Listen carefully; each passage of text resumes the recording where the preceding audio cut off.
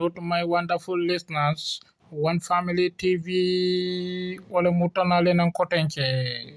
Mbadingole ikafu meko Ibrahima Dibba. Atele moti mealonko afintire nande adia mutade. Ay mojabi de mealonko. Wale President Adama Barote de kabring adia muta salung la mealonko wale kata sunkara salung de. Jabi kuma kan dola de mealonko mbe audio nintala mba natila lenande. Anin kendingo dobe je ikafu meko Mamadi Kurang fanan kata mot me yalonko afanan fintide de adiamuta kuma kan la de me yalonko mbo audio tala mba natila me yalonko wala Mamadi Kuranti de ani musino do beje ikaf me ko Juka Ceesay kata mot me yalonko afanan diamuta de adiamuta ku jamala me yalonko mbo audio nin tala mba natila le de me yalonko ani audio tomal de otomba dingolu anani audio nin tanne lamani hakilola mbadi ngolon kane ila moy anin jussola. Assalamu alaikum Badin Gambian Kolu. Assalamu alaikum Unite Movement for Change Kafdingolu Bali Bay Conton. Nata bi Arabo Somanda nga President Adama Barrow ala diamo le moy sallungo ala diamo le me yitandi wolem ko alafta lolale tatam ka mandate ñini kote ke Gambian kolu bulu bari aba giltirinde katu aye memfo banko di ngoliye anabe baraka menna wote kilinti alibatu ngaktari ka sutum faliye politiko kono mbe ala danila asen sabatendi tonya kan asen landi tonya la asen tamandi tonya la fo janni mbe fala lumen President Barrow amankente la candidate num 2016 Gambia be so wolong katu dalilo lebe mbulu naye ku kilin fula sabale kacha abuka be ka nyam mbalantala candidate chola ndenga Dr. Aissatou Touray le endorse 2016 pour ay tambi bari patio nata decision okay e koye President Adama Barrow leta tanatije longo mena nga conference call ke ka confirm ko President Adama Barrow wala muna candidate oti alkali konte tulo ben la be balurin amanfa Maimuna Ceesay tulo ben la be balurin amanfa ya kella noto nkae ko isa kata iseke tonya moti tonya isa kata ise mulla hako tanka isa kata ise kango kanta wolum alkali konte ko nga President Barrow nga nenne ni Maimuna Ceesay kango salta nyokan ne wolum fon nga nyone ntol mofulo kabri wolum Maimuna ya da kuntu na fobi nabu kadiyam kabri wato because ngamen long lata men na ngamen je wala betama kam ko President Barrow buka kango kanta naye men fo abukake andun aka kango la modo lulela e maje bi abe kango la kanko Ahmad Ba wala ka te ko inya kasi nyintiri yeskola Tonya ndene man 3 years jot na support mo be wolon tetol kabri UDP nene ma support e ka nekal ngabula tam complete na ye manda kilinke banta na la falo lay lo wala manda fulale ke sayin ala ftal lo lale imaja ba fokan Gambian kole ko pipeline calling fajaran kolu wala yamira ko hafako itelle hawla ma yata itelle nyanta kala president inferiority complex wala be President Barrow yaje President Barrow nyanta kukili lonna abraman kaman kundale anata si yaram bamba muna yati na la fa korda la fajara ala nyin ka wala folo atara nyapi Supreme Court la keno kan abe bungolo kanje price fajara ngomol mi ye kuto tey isobe yata man ta bente ye fellong ye fenno ye kuno e ka kukeno wolle be sirim fajara ni pipeline wolam tonyat ma fa mil be sirim banko kara dole wol man kutu tey ba duniya dawoda ika prime location sotole mi yalon ka affordability warrant opportunity wala kasi mola ni fane ya soto isa kenole bari ite ma soto nunde janika ke president kabri wala manka mankunda ita da luwasol alhamdulillah ibada luwasol tan yaram bamba ibada yaram bamba ikata president ita ala tentula ba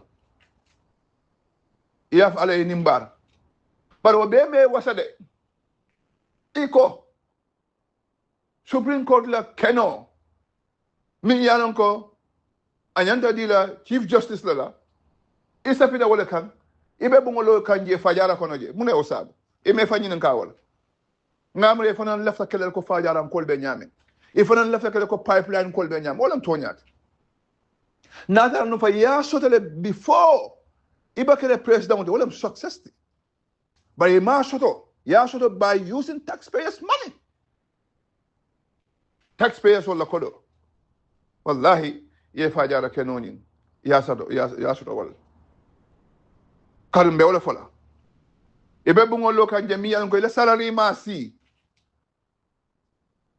fuaro la kodo aliatimo la kodo bayo la kodo e balo kawal natron ya lole nun jannika ke president mo safa aya sura tarolla bari ngaman kam kunda jele de jannika ke president wa remin nak Ceesay ela senior administrative secretary a follow la dala lo manka mankunda ayela alla nyantam bungol bonda la ko jedi bung kotol ayol bondi an yebungo min fanal lo kabrikate president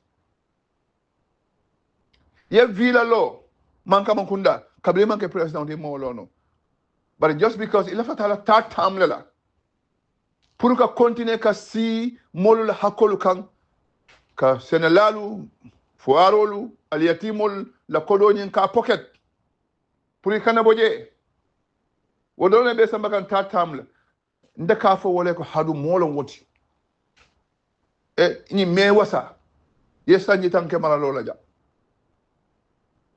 bari gambiyan ko lun senyum faali ko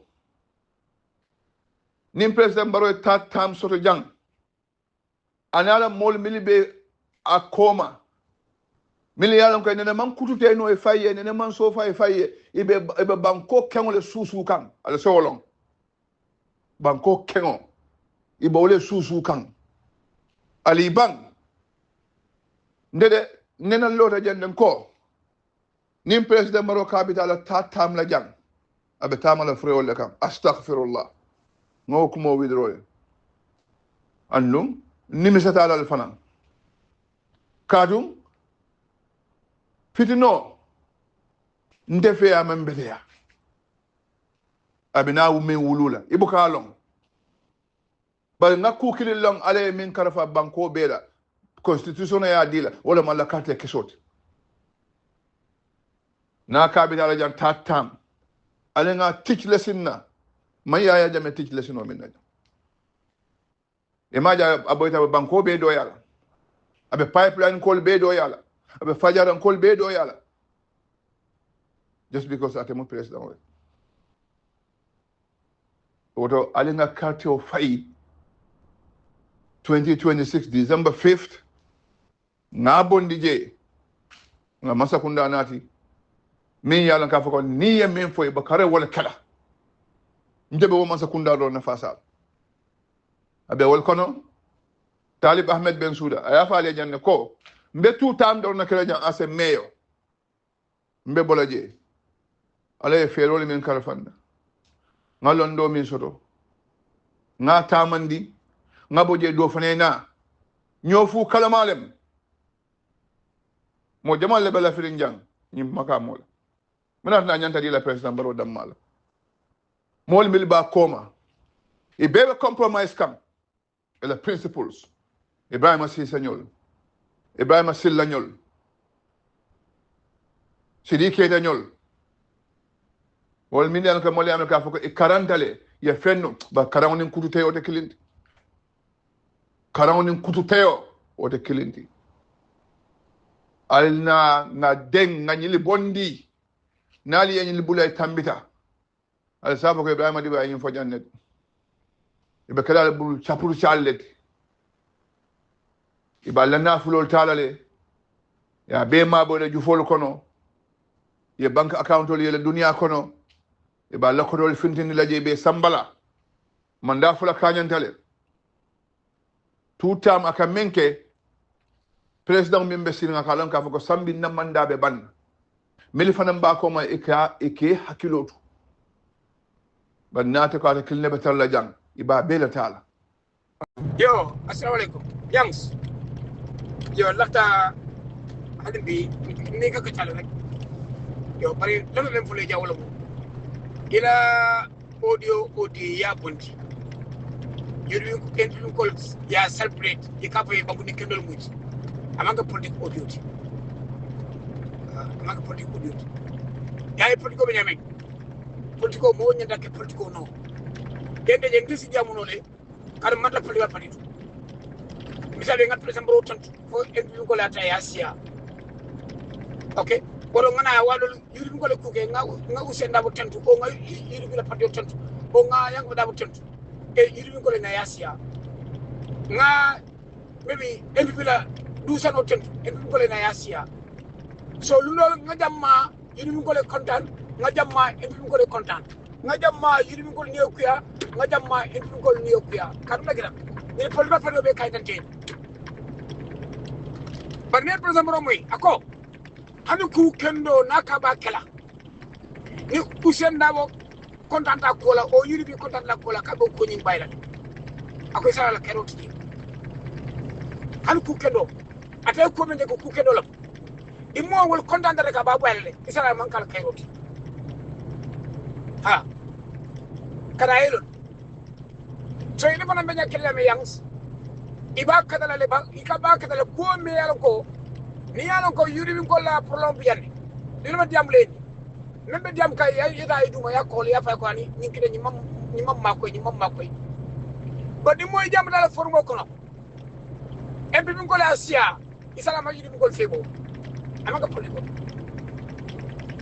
gande nga fo del signa kim de signa plan dum ke diye mo fana ka foy imade alla ni diamo be embe min ko le bi ilan dam lam ñint albe kenya minate kadi ka ko tele idala mu baguni kendoti idala tunya ko o manke politiko ti mo mon ni ngamere ko ibe dolbe ko la duma kane dangum no amaga politiko ama imata politiko la politiko ila patio hana tra boy tele ila patio hani ma keku ni yalon ko mesel na pour que ko fo na la kiro kamala ikedele eda inya kasa akola bari indal patio di kelal hade pato mistake tele e be ngol jibe yam mel be ka foy jang ha itam bangu din kedoti ko ga kinyane president baro mo la ko do kinyale mo le jamala jang gambe ya tv ya faja radio la faja e al kale dangu e fani yalla tan ngay ko lo ngam ka fa gambe la radio ya safi orjo jere jam ta ko la janni di bawo iko fani yalla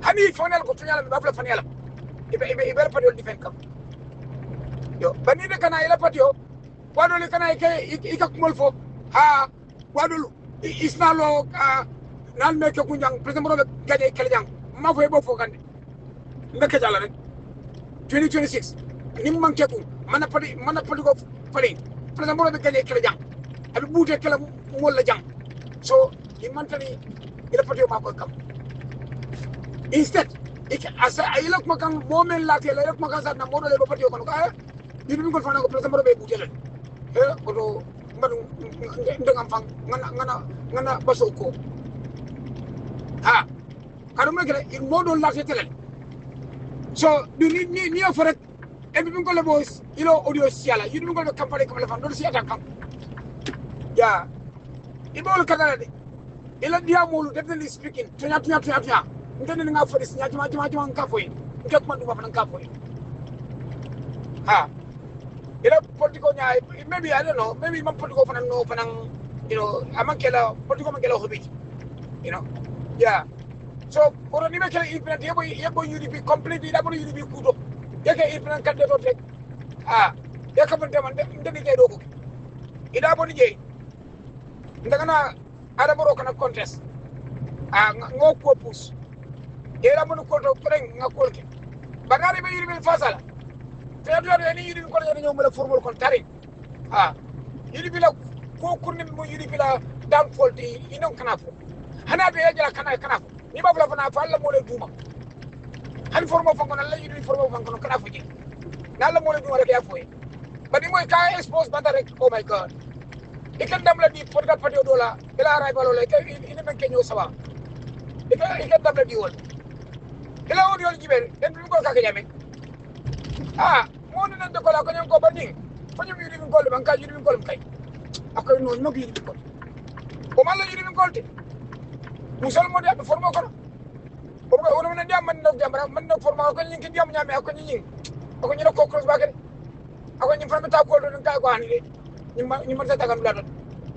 Ako je ngasi ngaji be.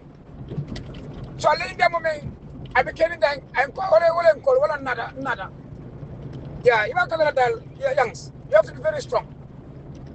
Ah, you do call me big and said big thing. It am will even follow UDP ma. Or even to them for it to go to your for Tonya is a because Tonya follow me. But Tonya Melanco, near for the party affect like you could go for Kafokono. Ah, and I don't want to cook Kedoki. You cannot do all. Ah, cannot do all. Political minister ah anamoro nyim ay nyim men kita mangala koti damaro lo kodolo ngalo ngalo kodinde damaro lo kodolo you know that's the lo kodolo ala abije wala na bakela kadu nala ban ni anamoro lo ta ferotina nala da shiro meto dogula you know but even in the kala all time and the negative side a chance to the NPP Eta ini bila buat dia kan, aji merek politiko ini lah audio mereka siapa pakai, ila opinion wala kala audio siapa pakai, if ona kuji pakai, yeah, just advise them medan lawa. We said a freezing order. The assets were being what? Frozen. A freezing order was passed. This freezing order was what? Lifted by a vacation judge. And that vacation judge is Justice Ceesay. Interestingly, one of the companies that benefited from the Gambia assets have a shareholder by the name of Ebrima, whose bio details are missing. The committee does not have the time to establish whether that Ebrima is the Justice Ceesay we are talking about. But what we are seeing here is there are a lot of questions that need to be answered. Answer them. I will not debate on the report itself. Yeah. I want members to know that a lot of things happened to which we, the committee, do not have answers to. Okay. A lot of things happened that we do not know. And if we do not tax the executive to go the extra mile, we will never know answers. Tax the executive. Here is a company whose majority shareholder was the lead counsel. All the shareholders, their bio details are in the memorandum of association and the article, except one shareholder by the name of Ebrima. And that name happens to be the name of an individual who is also who serves as the vacation judge that set aside the freezing order which was passed. I'm not drawing conclusion, but what I'm saying here is, members, we are right to say that let us touch the executive to do a thorough investigation, to know whether everything that was done was made to serve the interest of you. There's a lot in this report. Go through it. We said a freezing order. The assets were being what? Frozen. A freezing order was passed. This freezing order was what? Lifted by a vacation judge. Another vacation joint is Justice Jaito. Interestingly, I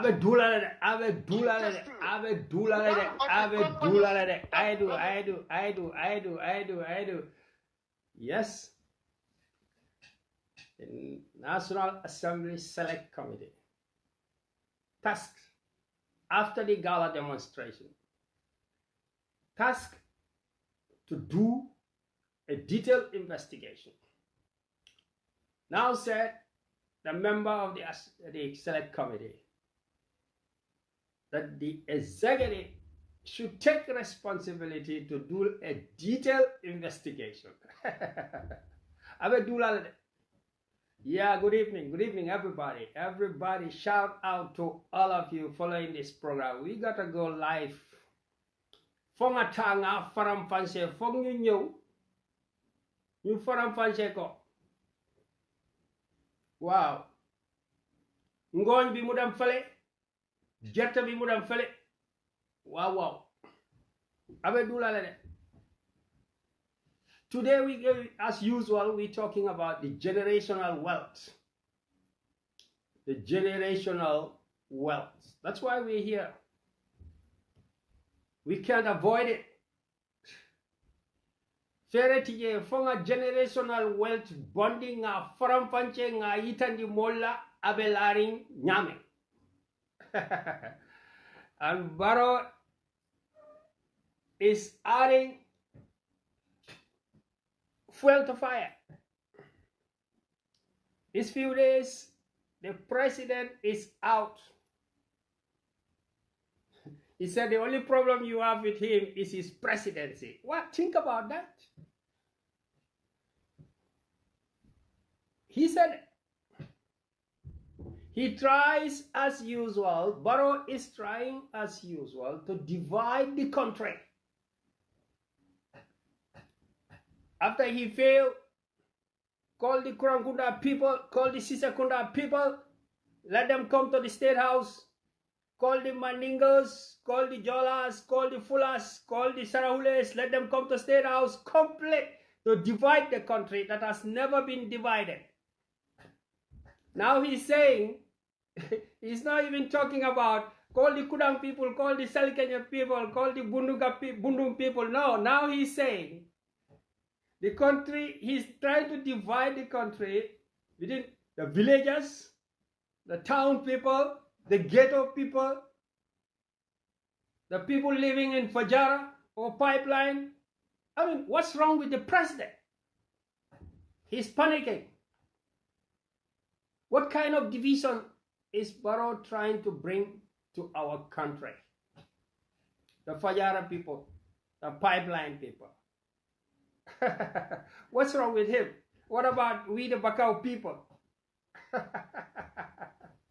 Or what about we the Brikama people? Where do we fall? Ntolpusumbala Gold, where do we fall? We are neither here nor there. Barrow is dividing the country in a way he does. But you know, I will tell you why Barrow is doing this. Because there are big issues coming up. Ya nyimupo jikumure akumutale foka pare sunkang ato baila. So iba mune keno la iba fala dinding la alfunti waranto architect no na kumuta fasi sunkande ako. He's dividing the country. Munge buga hatch dekabi. Mune ñu joge ci dex bi ak ñu joge Fajara. Fi kan mo joge Fajara, kan mo joge Pipeline. Fi ñu joge ci dex bi ñoo ñëw tok Fajara. Ñu joge bas alung hare Gambi Sara. Wolle nata be sirim Fajara. Ita ka foko Fajara ngol. And then, you know, Barrow is panicking. I told you he's panicking. The generational wealth that Barrow wants to stamp on. The sun is shifting under him. The current is shifting under his feet. So he's worried. The generational wealth. Well, Barrow, he is Fajara. I just passed there. He took that state house, that state land, just like how Barrow is taking all the state lands, all the reserve lands since Jammeh left. Adimindala no musi bete. Barrow wants to come, take all our reserve land, the Jawara Reserve, Jame Reserve. One man and his cabal wants to come and dismantle everything, sell everything. He wants to sell all the lands. So he's panicking because we are right after him. And he knows it. That land, he took out, he said, some people think that only Fajara or pipeline people should be president or minister. He is dying to take a state land and live on it as a private house in Fajara. Yalo ye fence bale kiye, fence bu mak la fa gaay def. Ñu ngi construct Fajara fi, ñu ngi construct fence bu mak la gaay def fofu. Waaye léegi néeg bi daal njool na say ni be tambile ka bu mu jële the $1 million house, the $1 million private palace from a poor man from Kurang or Mankaman Kunda, right, is building $1 million house. Of course, Mr. President, we know you will feel guilty. $1 million, you just came to State House. Poor like me before you came to State House. Now you are building a multi-million dollar estate on state land. Barrow Munges on state land that you took by force, on state land. You want to use that, and then you want to confuse us like you are a man from what Nyamina or Jimara, whatever it is, and then you want to come and tell us that, oh, the people of Fajara, the people of Pipe. Who are the people of Fajara? The same people from Jimara or Nyamina are the same people living in Fajara. But you came and took the land by force. You are building a multi-million dollar house on it. Your source of fund is not declared. And then you said, Fajara and Kol. You want to divide the country. Every opportunity. You want to divide the country. When you divide the country, we will suffer. So we will not let you go, Mr. President. But Gambia, let me tell you a small story. A small story. Or two stories. One, since independence, we have only one state house in Banjul. And then we have a second house in Bakau here, where the park is. KMC Park bi fum neka. KMC Park bi si gannaaw si board after park bi di si digante park bi ak géej bi. Park Batema. State house le bi je. It belongs to the state. It still belongs to the state. It's gone dilapidated. Abele tinyata yepa yahu. Barrow refused to go and repair it. But he has enough millions of dollars to move away 500 meters from that Bakau second state house, which belongs to the people, to go and take the people's land and said he's going to build his own personal state house there. That's why I'm telling you. The state house in Bakau, the second state house in Bakau, Moifu Edward Dekon, Edward Besterin Dame, Edward Singate, Besterin Dame. It's a government state house. It's now spoiled, dilapidated. Soldiers are still there, maybe guarding it, whatever, or police, I don't know. But instead of repairing that, which is a state property, the man has gone 500 meters away, further down in Fajara. He doesn't want to repair Gambian people's property. He wants his own property. Because he has money now. Barrow is a rich man. The man from Mankawakunda, he said villagers, the villager is a multi-million dollar. He said $200 million is small money. When you change it to dollar, it's just $4 million at that time. It's not much money. He is building his own state house. He has abandoned the second state house in Bakau. That's one story. The second story about generational wealth. The second story, Kaima Wahlen, during the Janet Commission investigations, you know, some people don't like to read the Janet Commission. They don't like to follow the Janet Commission. They think that by listening to the National Assembly Select Committee report and so on, you should understand everything. We'll come there. But during the Janet Commission, we saw there was evidence, public evidence. Among the public evidence during the Janet Commission that DK Jawara, Sadauda Kairaba Jawara, sold his properties, some of his property. Hey, shout out to all of you guys, man. Shout out to all of you guys. By Soko, Ceesay, right? I say all of you guys, right? Shout out to all of you, right? What's up? I had one MP was crying in the parliament. He said our TV programs, our live programs, social media, Ceesay, they said the social media is too much.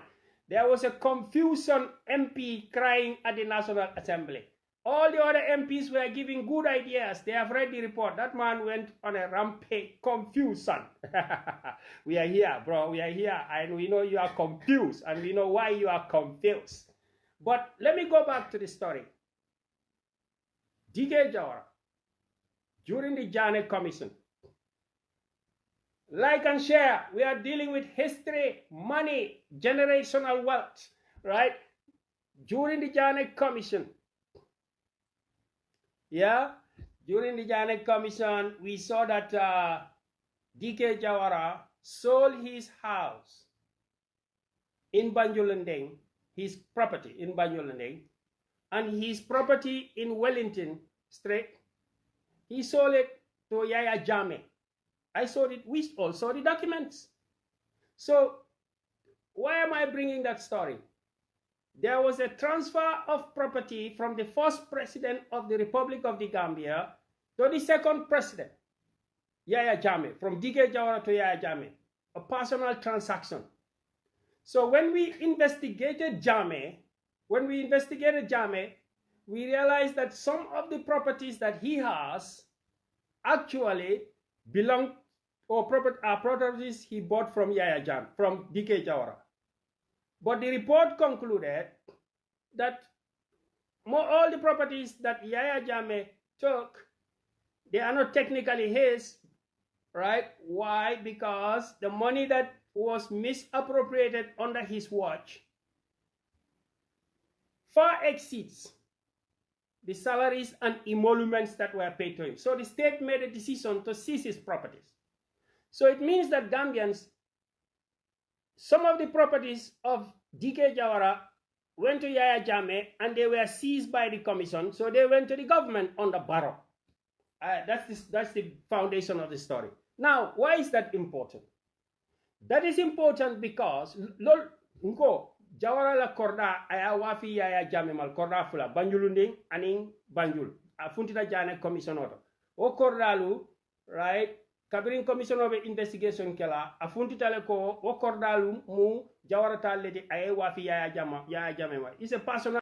Assalamu alaikum suñ mbokki Gambia ñu ñoo fi del si waat comme ni ñu ko waxee démb rek ñu ngi la ñuy jégalu saa su nekk ngeen partager ñu audio bi mu dem fa sori comme ni ñu ko waxee démb dinañ bugg di ñëw parce que dugg nañ si ati élection bi inshallah rabbi ndigam léegi weeri koor bi jeex na maa ngi la ñuy ñaax ngeen partager ñu audio bi bem dem si suñ bàjjen yi suñ yumpaañ yi suñ maam yi suñ yaay yi nekk si kaw gi ngir yàlla ak yonent bi audio bi yéen a tax ñu koy def parce que tey rek ñu ngi waxtaan waa Baramos Go ñun wax nañ si suñ biir ne lépp lu ñu waroon a def si internet bi képp koo xam ne yow jàng nga wala am nga internet wala yaa ngi si bitim réew yow soo waroon a eewu nga waxtu bi parce que juróomi at ñu ngi wax si waxi Baro ñun juróomi at noppiwu ñu ngi wax opposition yi bañ noppee sax ñun noppiwu ñu ngi wax kon fi mu nekk nii ñun suñu bay wax li lay war a suli every Gambian ñu ngi la ñuy ñaan di leen sàkku ñaan di raam di sukku di leen ñaan suñ audio yi ngeen koy partager mu dem si suñ yaay yi nekk si marché bi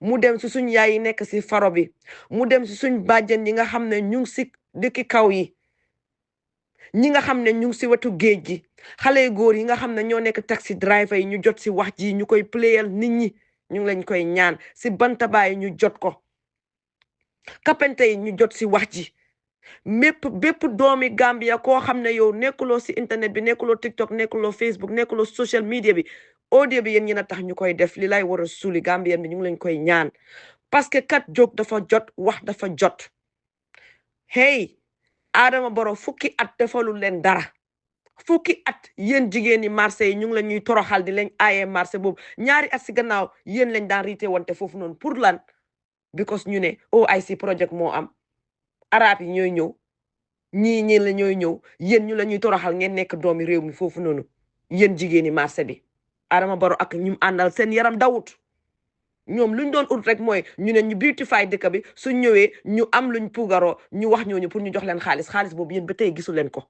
OIC project bi dugal nañ si over $300 million si keesi Gambie la jógee ñu dugal ko si waaye lan la si Gambie amaat baak kenn waxu ko kenn gisu ko kan lan mooy njëriñ ji yow nga riite wante jigéen yooyu si marché bi at yi ñu yëpp këri jàmbur yuñ daaneel sàllaaji feneen a feneen ñu ngi fay daaneel kër ñi yëpp ay doomi ndawi Gambien leen jigéeni Gambien yaayi Gambien baayi Gambien yaroo foofu juddoo foofu moom seen bagage ñu jël ko yàq ko nguur gi amul benn yërmande si Gambien si gis nga lii nekkut affaire politique lii affaire survival la ak structure ak foundation ñun Gambia politique aguñ xam nga lan mooy politique activiste bi su waxut yow xam nga sa yelleef keneen xam na yelleefam ku nekk koy votal nga votal ko waaye yéen seen yelleef amagu leen ko seen ak yelleef education basic fundamental la ndox courant fundamental la gis nañ ne isi na féeri gis nañ ne mu ne mu ngi isi ay courant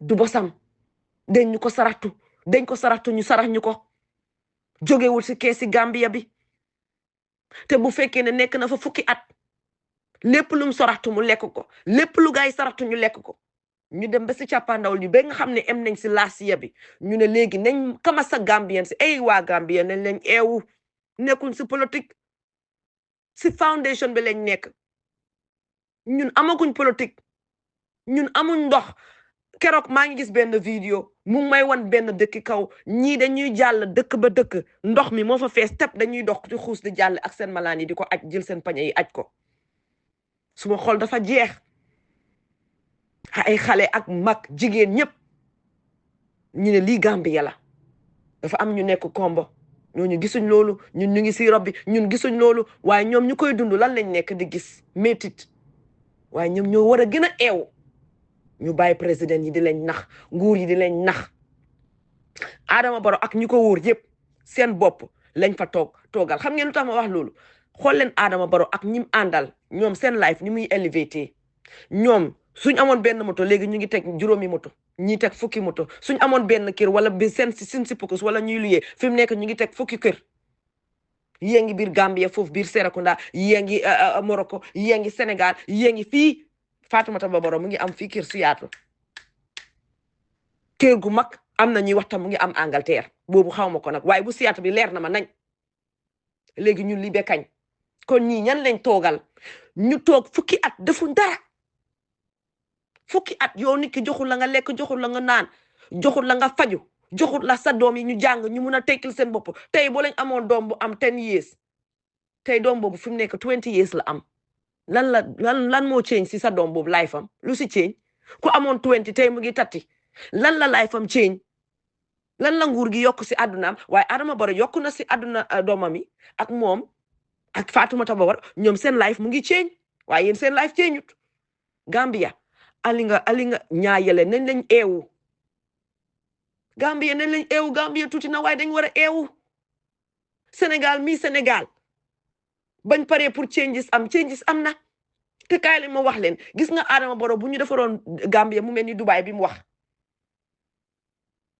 ni muy ñeme yàlla bu ko defoon mu mel ni Dubai bi mu wax xoola dañ ne àdduna bi fukki at si président yaa doy na Adama Barrow daf ñu nax bi mu ñëwee bi ñu koy sànnil ñu ñëpp ñetti at lañ ko sànniloon waaye ba tey mu ngi fa toog bu liggéeyoon Gambia mu def ko benn Dubai sax fukki at doy na parce que bu passé fukki at yi dañ fiy nekk dictateur wax naa leen ko si audio démb bi Adama Barrow barki démb Njaay 2 years ago la fi taxaw tëj ñoom Bora tëj Mamadi Jobaate benn place ñoom Mouhamed keneen ak keneen ku wax mu ne la soo lañ waxee su ma neexee sax George su waxee sax duma leen bàyyi da ngeen ñi tëju ñun ñoo génn jóg xeex ko si la Adama Barrow commencé di reculer hey Adama Barrow soo leen gisee julli bii kër waxam bi mu changé bu baax fii kenn dofu fi ñun suñ xel dañ ko suñ xel dafay mbalax ñun dañuy xalaat ñun bañ tukkee lañ commencé di xalaat bañ tukkee dugg si pëleen yi muy xuy si lañ commencé di xalaat lan la yàlla amee si àdduna bi lu mu defal ñëpp ñun ñu bugal ko suñ waa dëkk bugal ko suñ bopp bugal ko suñ mbokk yi dañuy xalaat de xel pour xalaat la xel pour xalaat xel du pour nelaw rek de xel pour xalaat la Adama Barrow bam toogee fukki at defu dara mu toog ba laasiya bi mu ne mu ngi ñuy neexal si wax Adama Barrow soo leen ko dégloo ni muy waxee si korité bi waxam ji ceeñ na mu ngi neexal mu ngi seddal bàyyi na agression bi xam ngeen lu tax parce que dafa xam ne Gambien yaa ngi commencé di eewu benn gis na ne opposition bi gis na ne UMC movement bi gis na ñoom Essa Faal ngi taxaw ñeneen ña ngi taxaw te ñooñu buñ taxawee ba nekk benn rek dinañ ko daaneel moom xam na loolu doful dina jàpp ko moom xam na ne sax with or without UDP Adama Barrow ñi buñ boolee nekk benn dañ koy daaneel moom xam na loolu fu mu koy banque mooy UDP ñëw xoj mbir mi ne ñoom ñooy jiite teg Ousseynou Dabo su ko defee Gambien si duñ nangoo sànni moom mu gañewaat moom loolu la bëgg waaye jamono mooy gis na ne Gambien si xam nañ ne with or without UDP ñun dañuy dem moom xam na loolu dofut de ni ngeen koy gis noonu dafa tooy waaye dofut aka muus waaw aka muus dofut jinne jàpp ko xam na ne Gambien si dañ raxasu si moom bem set wecc dañ pare xoolal rally yu passé daf doon fay ay nit ak motocycle yi ñi doon dem ñëpp leen fay ñu bari demuñ fa sañ coo bari nit ñi kontaan nañ Gambien si kontaan nañ xam nga ñan a kontaan ñi ko wóor mbokk yi ñi ko wóor xarit yi ñi ko wóor ñemi compal ay NPP ña ànd ak ñoom xool leen ma wax si lii ma tëj wax bi foofu parce que li may laal bari na xool leen xaalis yi jigéen yi muy wax ne daf la ñuy dig xaalis ne daf la ñuy lebal ay bor yéen xam ngeen xaalis yooyu fan la jógee xaalis yooyu pour jigéeni Gambie yëpp la anti Fatoumata Tamba Jang keroog am na benn article buñ bind alal gi nga xam ne moom la EU joxe alal gi nga xam ne moom la UN joxe pour jigéeni Gambia gars yi joxuñ ko jigéeni Gambia yëpp de waxoon naa leen ko fi ma ne leen 68 millions dañ ko joxoon pour agriculture bi pharmacie ñaari yoon 68 millions loolu ñaata la doola laa wax waxuma dalasi man du may compter si dalasi bi doola bi laa dee wax yëpp gars yi ñu ko feex léegi loolu buñ ko dugaloon si pharmacie tey jii ñaata life mooy change waaye duñ ko def ñu dem isil ñu seen féeri isil ñu ay Kurang 1 year before election wala the same year of election ñu ne dañuy nax askan bi eewu leen Gambien si eewu leen Gambien suñ eewutee at bii ba Adama Barrow winaat billahi wal kitaabi Gambien si nañ seen loxo yi du yuuxu parce que développement bu war a am yëpp du am xale yaa ngi dee si backway bi nit ñaa ngi gën a dellu gannaaw maalo seer na diwlin seer na lu nekk ngi seer si réew mi te àdduna bi dafay gën a métti si nag gis nga government bu amutee sa act together government bu prepare wut next year àdduna bi dafay gën a jafe yéen gisagu leen dara woo bi am nii àdduna bi dafay gën a seer dafay gën a expensive bu fekkee ne nag government bu nekk foofu noonu amuñ seen house bi in order kon dafay gën a métti si askan bi kon li lay war a suuli jël nañ audio bi ngeen tasaare ko dinañ fi delsi dinañ continuer def audio di wax ak askan bi parce que wallahi azim jamono bi TikTok bi Facebook bi social media bi képp ko waroon a eew yow eew nga ñu bëgg a nelaw ñooy nelaw ñooñu man mënuma si ñoom dara kenn mënu si ñoom dara ñooñu taxuñ ñuy wax ñooñu seen mbokk yaa nekk si government bi seen xarit yaa nekk si government bi seen xarit yi seen mbokk yi xarit yi mbokk yi ñoo nekk si government bi ñu lañ compal ñuy am li ñuy lekk ñooñu taxuñ ñuy wax yéen a tax ñuy wax suñu neexoon ñun ñëpp ñu toog noppi wallahi azim ñun suñu neexoon ñu teg noppi waaye buggu humanity buggu suñu réew mi buggal suñu réew lu ñuy dund fii lañ buggal suñ njaboot bi foofu ak suñ mbokk yi foofu ak suñ xarit yi foofu ñañ bàyyi gannaaw loolu lañ buggal yéen it ngeen feebar dem lopitaan faju nit di am doom du dee barki di moo ñaay am na suñ benn nit daf daan ñëw si suñ TikTok account bi mu ngi si politique bi jabar ji dafa gaañu yal na ko yàlla yërëm xare ko àjjana daf doon am doom Amérique fii amul koy dégg muy am doom mu ne dafa dee loolu boo ko déggee rek yow xamal ne loosut bu rëy te am na pour lopitaan boobu keroog ngay am doom rek dee nii wala xale juddu ñu ne xale bi dafa dellu loolu Afrique rek nga koy déggee maa si Gambie yi loolu boo ko waxee fii dañ lay laaj kooku lan moo ko jotoon nit du juddu rek dellu waaye Afrique loolu is normal ba kañ foog ñu change ni ñuy xalaatee ni ñuy doxalee nuñ buggee suñ bopp nuñ fonkee suñ bopp nu ñuy usee suñ xel yi di xalaat foog ñu changer ko pour yàlla mun a wàcc jàppale ñu su leneen waaw yàlla bay sa tool tey ko boo eewoo boo sangoo jóg julli jóg sol sa yi daal dem marché uti loo ndugg yow mun nga xëy suba ba ngoon jot yàlla du wàcc toggal la sañ añ boobu kon ñun ñoo war a farlu su suñ dëkk boobu yàlla mun ñu defal jàmm wasalaamun xayri ngeen jégal ñu si kàddu bi ngeen partagé ñu audio bi mu jëm fu sori ba si kanam ba beneen yoon incha allah rabbi dinañ fi dellusiwaat jërë ngeen jëf. Assalamu alaikum wa rahmatullahi wa barakatuh. Mbari Gambian koli. Baroman nasi aya boy le ko dege. Yo ali tulolo. Yalon komanto ako aka sele kabala 500 meter. Saying akai boholo singambia. Namera to nyala de biringambia baya wudu. Nyim kolon sifa kolon men jam for the kate men sing Gambia ne munasoro ako over 400 meter down boholo kadala 500 kabanyin dunia mol nata jibere fen munebe gam dunia kola men jam for the 400 meter mol ya jibe hani World Trade Center America jang mol ko bunjan keme Bunjantang among 400 meters si dolu fongal tale ko konko jamba membe Tanzania ngamra ni manya Tanzania ikabo konko me Kilimanjaro wo Kilimanjaro konko jamba kadon dolu ko pleno fo boka tamba santo fatala jamfo bari molika among 400 meters among 500 meters si so dunia kon hani Dubai la bunjamba do fana be Dubai moli o fana jibe le meli boto wala woman 400 meters si e 500 meters si so that means baroka sele kaba menna dunia tonko nano be mo man so me fembonde me ala jamfata kata santo me alon ko wasi 500 meters si e moli o kijafaro no o jakalo mol dala mol ma hani ji wala kolo ni sallumbade barobo ta sunding aman silang aman malkilala sallallahu alaihi wasallam Gambia alifali bebe bende dina bunton alifali be sirin barobe loru wol nyato ako ay kolong sing boholo Gambia kono monem na sing over 400 meters down. Bohol signal al fintinande. Wala ke Farbabaro. Sadio Mbalo ngal dan. Ala al ke noma kiskis. Ala laran durol sabari ajibe. Fo aka munku ni fana male wa male. Barawan nasila ay aboyla ko dagade. Hey, no Gambia. Ngamera de nal kun kana da baroma.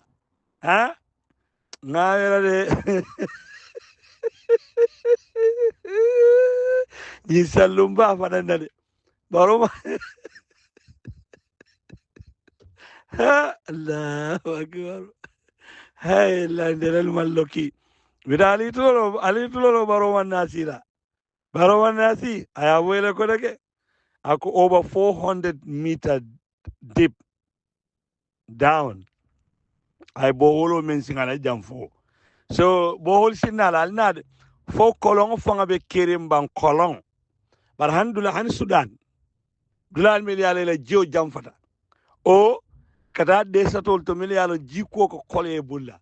Mamira kolong be tarla je kasing meter mensiata meter kemenan.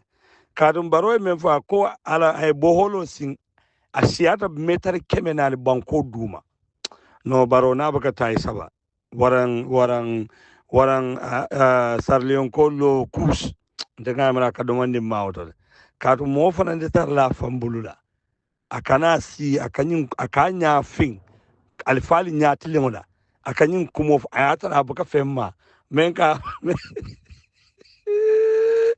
baro na sila yo baro kunna gol ndeyim banko di Allah konege Allah ale banko mul kunsi nin kun kana talima baro kunna go ndegambe di latel la konege hani mbawulen yo alsawade albari malo la misila Bronx New York manjere nganyi wala ja